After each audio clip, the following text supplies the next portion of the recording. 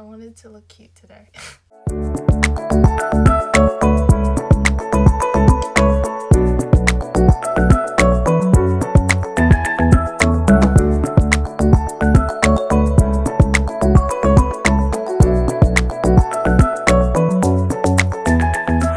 Hello everybody, my name is Brooklyn, otherwise known as the Japanese Otaku, and today's video is the second of 3, maybe 4 videos of me reviewing popular anime films. Last video was Studio Ghibli films, thus there will be no Studio Ghibli films in this list.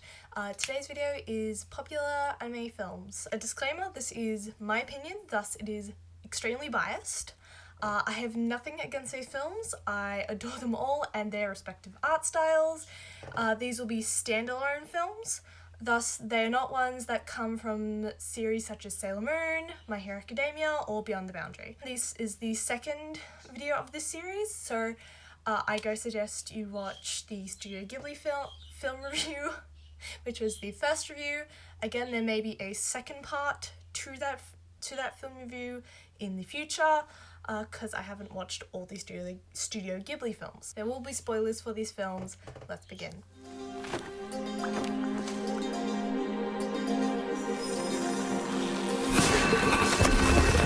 Mirai and the Witch's Flower. The better Kiki's Delivery Service. This is the type of film I was expecting when I was watching Kiki's Delivery Service. I personally like it far more than that movie, but I do have my gripes with it too. So the story overall is very good, however I feel like it's a far more rushed compared to Kiki's, which was extremely slow. There really doesn't seem to be any real connections between Mary and the other characters in the film, and I really would have preferred if she found out she was secretly a witch, because spoilers, one of her family members is a witch, or was a witch. Now I do know that for the film, the plot device of her being an imposter witch is very important, so I can give that a pass, but that is just something I would have preferred. And overall, I think the characters are very cookie cutter.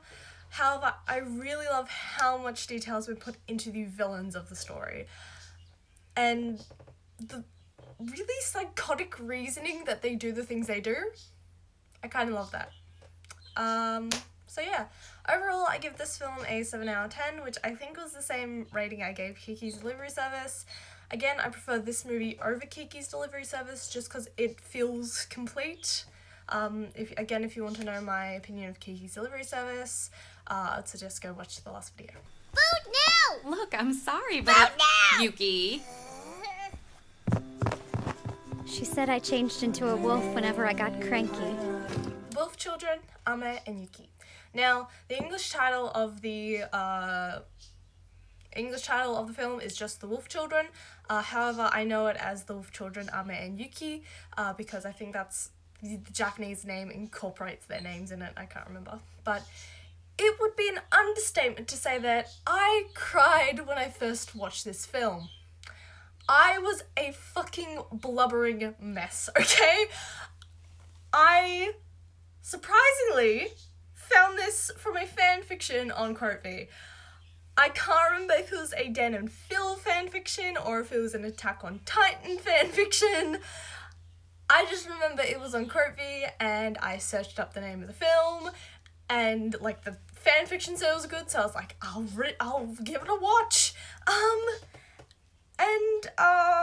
I kind of fell in love with the film because of it. Every time I watch this film, I cry at the end. That is not an exaggeration. Every time I've watched this film, I've at least teared up. It is so gorgeous, the ending. It's so sad and amazing, and I love it. The only thing that I really, really could live without is the implications of sex at the beginning with the wolf guy in his wolf guy form. Could have lived without it, otherwise I'd love the entire movie. But yeah, just that one bit at the beginning is just, it's not my favourite. But yeah, so for this film I give it a 10 out of 10. if I had to take off points for the beginning, it would be 9.999, and it would be 0.01 for the one thing off. But anyway, moving forward.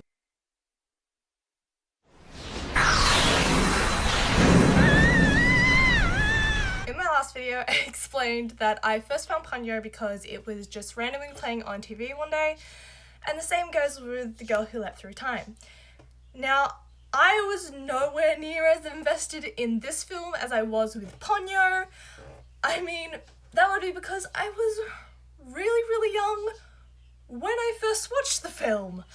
And I mean, the movie did come out in 2006, so I must have watched it around like 2008, 2009-ish, because I feel like that's when it would have been on TV in Australia.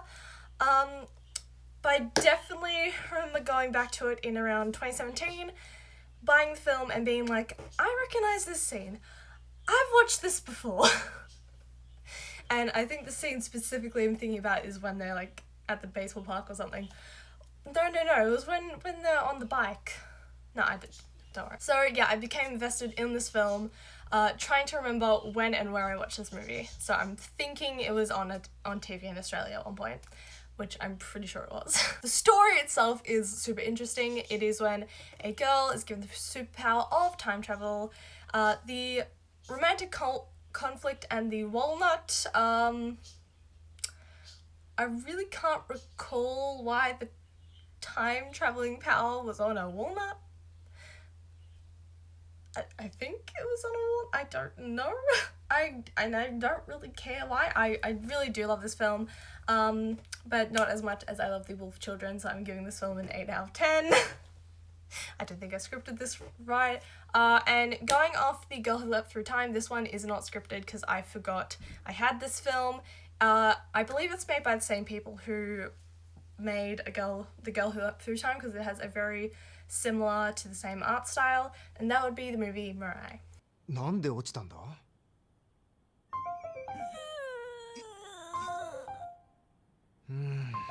どういう物理現象だろう Now, I completely forgot about this film, simply because I'm not the biggest fan of it. It does have similar elements of like time travel to The Girl Who Leapt Through Time, but it is simply a little boy has suddenly become a big brother to a little girl. I believe her name is Mirai, and he struggles with suddenly becoming an older sibling, and by some miracle his dog becomes human.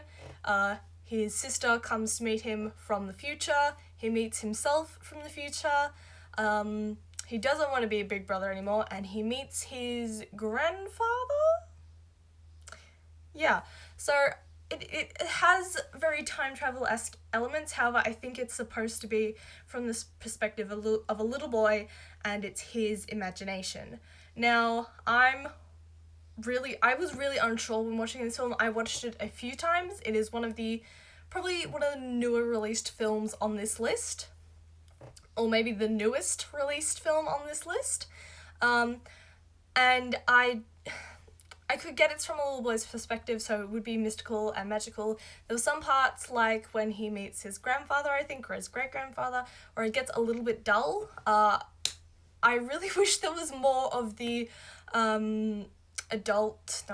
teenage Mirai there, simply because the trailer focuses so much on her, and there's not a lot of her in it.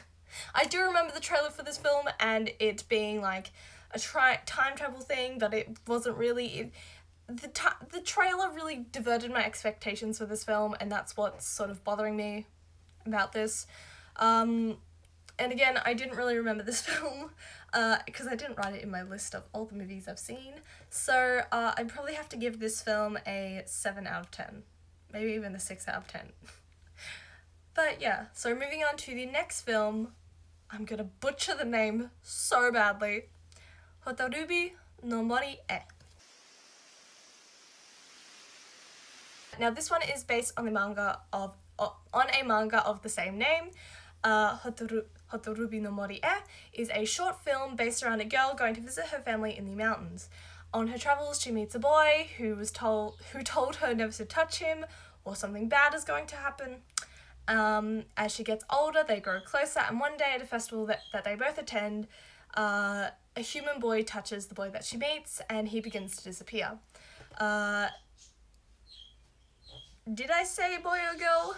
Because I'm too lazy to search up their names? Yes.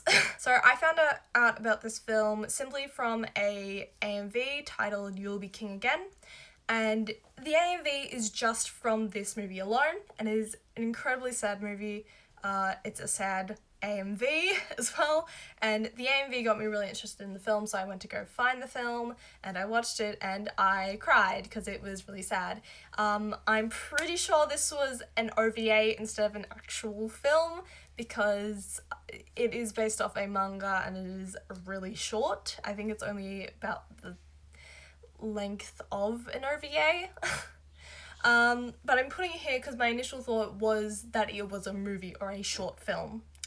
I do highly recommend this OVA or film, and I give it a 10 out of 10. 爆弾が追ってきます。もう見張りありません。喋ると舌を噛みますよ。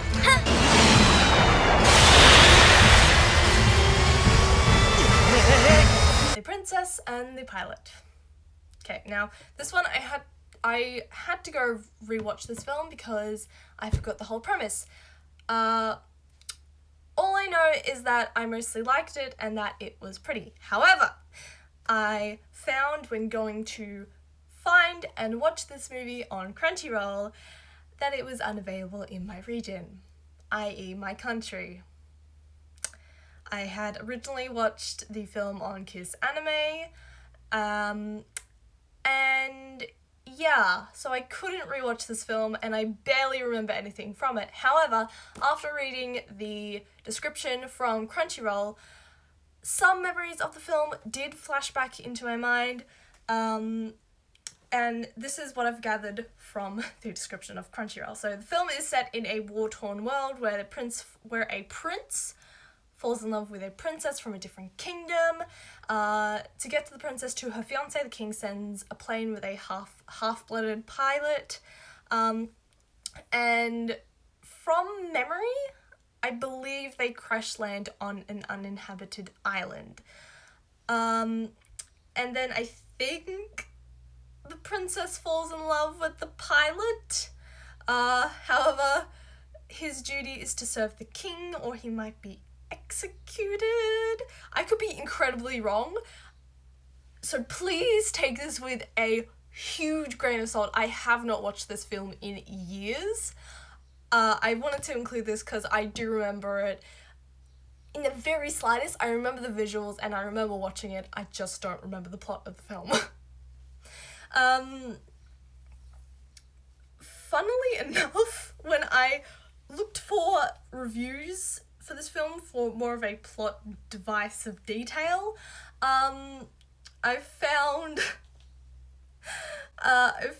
one comment that said they fucking loved the film, and the one just under it said I fucking hate this film.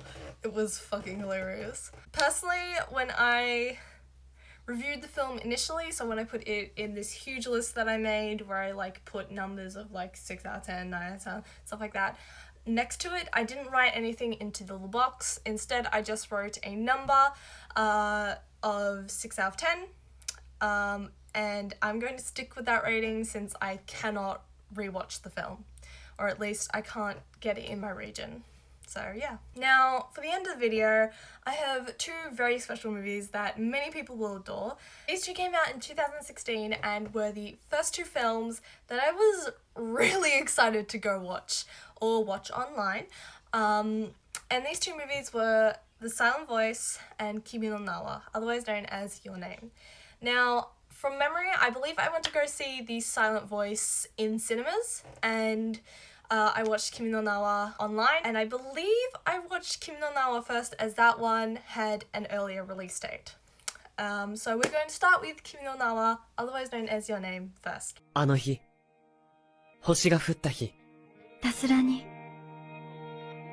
美しい眺めだった。 So personally, I really fucking love this movie. It gave me vibes of The Girl Who Leapt Through Time, but with more body switching.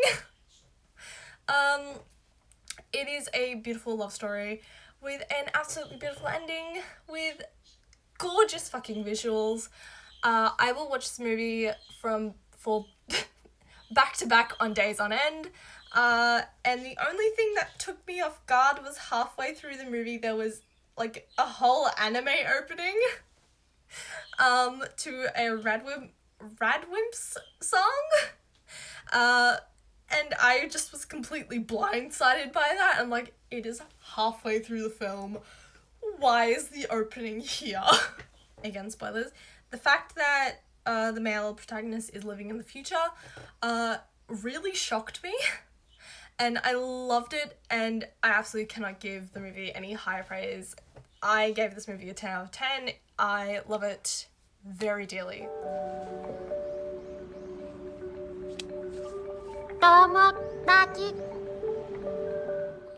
So I left a really harsh review of The Silent Voice in my initial recording, so I'm gonna make it really stupid simple because it was so harsh in the initial recording.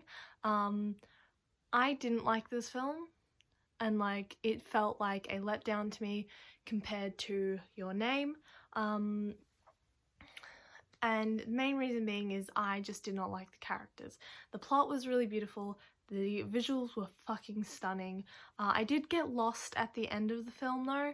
There was a scene of the main character and slowly everyone's faces were being revealed, and I didn't understand that specific section. So my not understanding of the film plus the irritation that the main protagonist makes me feel, along with a lot of the other side characters, I just didn't like the film because of those things.